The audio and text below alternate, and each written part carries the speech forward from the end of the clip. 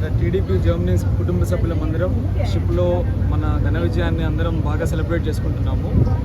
ప్రతి ఒక్కరికి ఏంటంటే జగన్మోహన్ రెడ్డికి అండ్ కో బ్యాచ్కి ఏమైందిరా అంటే 165 సీట్ల 175 సీట్లకు గాను కేవలం 9 or 10కి పరిమితం అవుతుంది ఇప్పుడు.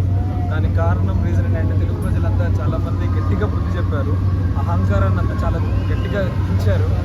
సో ఇప్పటికైనా సరే జగన్మోహన్ రెడ్డి కానీ ఆయన బ్యాచ్ కానీ మానేసి ఇలాంటి చిల్లర పనులన్నీ మాని రాష్ట్ర ప్రజల కోసం కానీ రాష్ట్ర భవిష్యత్తు కోసం ఆలోచించి ఇంకా ముందు చేస్తే కనీసం ఆ పార్టీ పేరున ఉంటుంది, లేకపోతే అది కూడా ఎన్నో పార్టీల కనుమరుగు అయిపోతుంది.